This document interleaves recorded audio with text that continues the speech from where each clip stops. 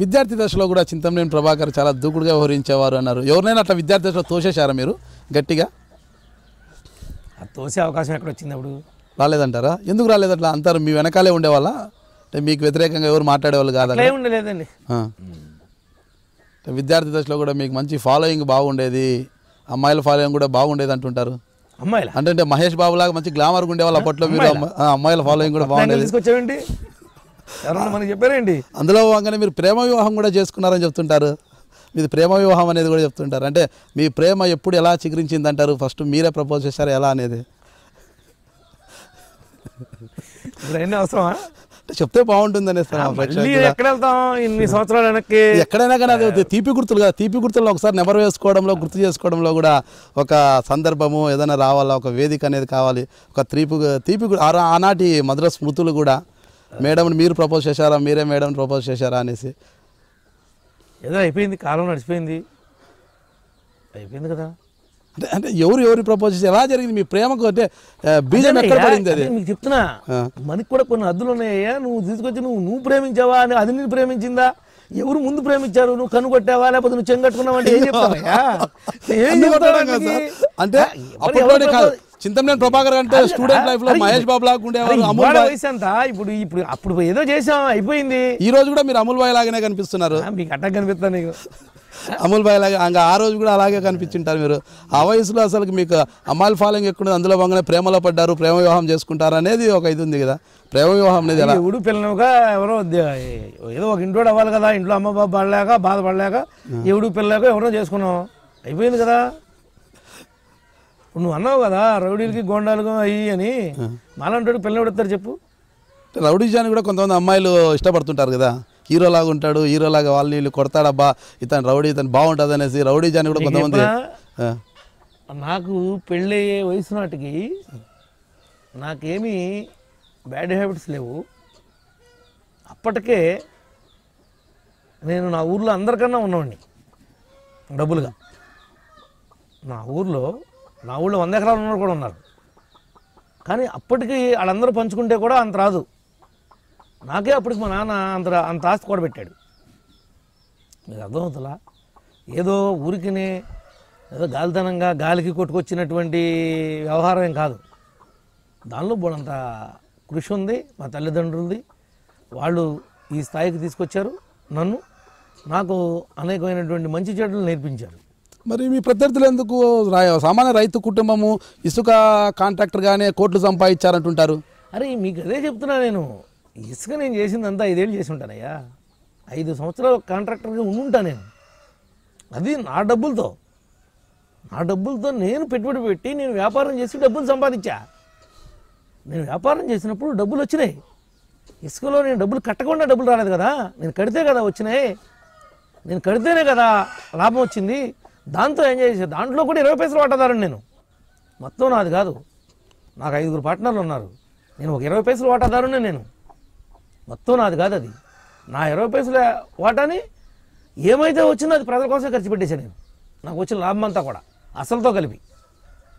ఆ రోజు అలా ఖర్చు పెట్టి అలా ఉండబట్టి ఈరోజు ఈ స్థాయికి రాగలిగా నేను. అంటే అప్పట్లో ఇంతకీ మీ ప్రేమ వివాహం గురించి మాకు చెప్పలేదు. అంటే మీ ప్రేమ వివాహాన్ని మీ తల్లిదండ్రులు ఒప్పుకున్నారా, లేదా తల్లిదండ్రులు కాదని చేసుకున్నారా? నేను ఎవరికి చెప్పలా. అంటే ఊరికి చేసుకొచ్చుకున్నారు? నా ఇష్ట ప్రకారం వెళ్ళి చేసుకోవచ్చు. ఎక్కడ ఏ గుళ్ళో చేసుకున్నారు సార్? అన్నపరెడ్డిపల్లి. అన్నపరెడ్డి ఏ స్వామి గుడి? నాకేం తెలుసు, అక్కడ గుడి కనపడింది చేసుకుని వచ్చా. ఏ స్వామో ఆ స్వామో అది అక్కడ ఫారెస్ట్లో ఉంది. అంటే గుడి కనిపిస్తే చేసేసుకున్నారు అంతే? అంతే. ఏ స్వామి అనేది ఏం లేదు, ఒక పద్ధతి ఐడియా కూడా లేదు. ఇప్పుడు వెళ్ళడం కూడా వెళ్ళాలి. అంటే మేడం ఏం చెప్పలేదా పలానా గుళ్ళోనే చేసుకుంటామనేసి? అట్లా ఏం లేదు అసలు. వెళ్తూ ఉంటే తారసపడింది గుడిలో చేసుకున్నానయ్యా. ఎందుకు ఆ మార్గంలో ఎందుకు వెళ్ళారు మీరు? ఏం చేస్తాం, ఇక్కడ ఉంటే పోలీసులు ఎవరు పడుతున్నారు, అటు పోతున్నాం. అంటే అప్పుడు ఎంపీ పోయినారు మీరు? నాకు ఎంపీ లేదు అప్పుడు, నాకు అసలు ఏమీ లేదు అంటుంటే ఏమీ లేదు. నేను ఎంపీటీసీ కూడా. ఏమీ లేనప్పుడు మేడం ఎట్లా ఇష్టపడ్డారు మిమ్మల్ని? ఏమీ లేనండి ఇష్టపడతాం అంటే ఆమెను అడుగు వెళ్ళి, ఇంటి దగ్గర ఉంటారు వెళ్ళి అడుగు, ఎందుకు ఇష్టపడ్డావా నువ్వు? అసలు మీకు పదవి లేదు ఏం లేదు, మామూలుగా ఉండేవాళ్ళు. మిమ్మల్ని ఇష్టపడడంలో కారణం ఉండాలి కదా, అప్పుడు ఏమీ లేకపోయినప్పుడు. ఆవిడ మనసుతో నువ్వు ఆలోచించాలి కదా.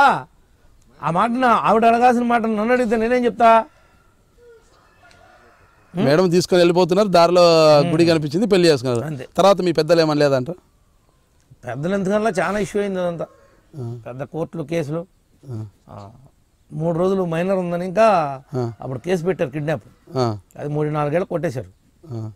అది కోర్టులో నేను నా నిజాయితీ నిరూపించుకుని కొట్టించా. నిజాయితీ అంటే ఎలా నిరూపించుకున్నారు?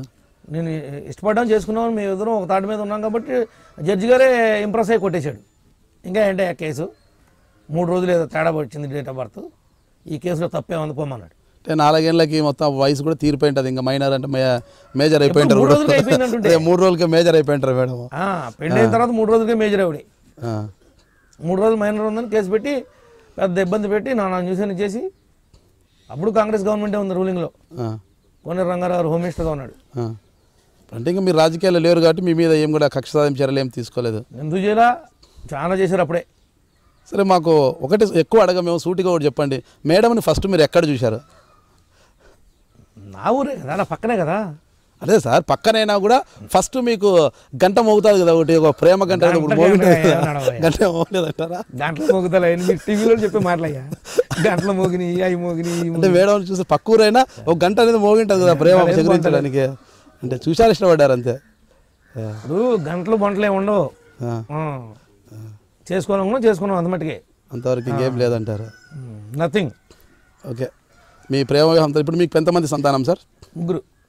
ముగ్గురు. అంటే అబ్బాయిలు ఎంతమంది, అమ్మాయిలు ఎంతమంది? 2 పాపలు బాబు. మీరు ప్రేమ వివాహం చేసుకున్నారా? మీ పిల్లలు ప్రేమ వివాహం చేసుకుంటే మీరు ఎలాంటి స్టెప్ తీసుకుంటారు? చేసుకుంటారు. అంటే మీరు ఏకీభవిస్తారు వాళ్ళతో? మనది ఏముంది, వాళ్ళ ఇష్టం మొత్తం వాళ్ళదే, మనది ఏముంది చెప్పు. ఇప్పుడు భ్రాంతి రోళ్ళు అయ్యేరోళ్ళు, వాళ్ళకి వాళ్ళ జీవితాల గురించి ఆలోచించుకునే శక్తి వచ్చింది. మీ బాబు ఏం చేస్తున్నాడు సార్ ఇప్పుడు? 5th క్లాస్, ఫస్ట్ క్లాస్ చదువుతున్నాడు. ఫస్ట్ క్లాస్ ఇప్పుడు. పాపలు? పాప డిగ్రీ అయిపోయింది. ఇంకో పాప సార్? 2 పాపలు అన్నారు. పాప ఇంటర్మీడియట్. బాబు చాలా చిన్నవాడు సార్ ఇప్పుడు. నేను ఎమ్మెల్యే అయిన తర్వాత పుట్టాడు. అంటే కొడుకు కావాలి, వారసుడు కావాలని ఒక లక్ష్యంతో ముందుకు పోయారా ఎట్లా? ఏదన్నా కావచ్చు. అంటే ఖచ్చితంగా రాజకీయ వారసత్వం ఇచ్చిపోవాలి, నాన్న నుంచి నేను తీసుకుని, నా నుంచి నా కుమారుడు కావాలనేసి. ఒకటి నుంచి ఒకటి ఇస్తే వచ్చేది కదా, అది లాక్కోవాలి. లాక్కుంటే వస్తుంది తప్ప వారసత్వం ఇస్తే రాదు. మిమ్మల్ని చూసి మీ రకంగా మీ కుమారుడు ముందుకు పోవచ్చు కదా రాజకీయాల్లో. లాక్కోగలుగుతాడు. నేను ఉండొచ్చు, నేను లేకపోవచ్చు, ఇంకోటి దగ్గర ఉంటే కూడా ఓడగొట్టగలిగే కెపాసిటీ వస్తే లాక్కుంటాడు. అంటే మీ తర్వాత మీ కుమారుడు రాజకీయాల్లో రాణించాలని ఒక ఆకాంక్ష ఏం లేదా మీకు? రాజకీయాలు లేకపోతే బోల్డెన్ రంగాలు ఉన్నాయి, ఏ రంగంలో నుంచైనా రాణించాలని ప్రతి తండ్రికి ఉంటుంది కదయ్యా. తన కొడుకు రాణించాలి, తన కూతురు రాణించాలి, తన వంశం రాణించాలి, తన రాష్ట్రంలో రాణించాలి, తన దేశం రాణించాలని నీకుండదా? నాకు 2 కూతుర్లే సార్. నీకుంటుంది కదా, నీ పిల్లలు నీ కూతుర్లు ఇద్దరు కూడా రాణించాలని ఉంది సార్. అట్లాగే ఒక తండ్రిగా నాకు ఉంటుంది కదా, దేంట్లో అయినా రాణించాలని కోరుకుంటాను. నా వారసత్వంగా నాదే అవసరం ఉంది. నాకంటే ఇంకా మంచి పొజిషన్లోకి వెళ్ళొచ్చేమో, ఇంకా రాణించొచ్చేమో. రాజకీయాలే రాణించడానికి ఏదేమన్నా మైలురాయా? కుమారుడు పేరేం sir? 9 Sri Satya. 9 Sri Satya. Okay sir. నేను దెందులూరు ఎమ్మెల్యే చింతమనేని ప్రభాకర్ని. మీరు చూస్తున్నారు ఐ డ్రీమ్ న్యూస్.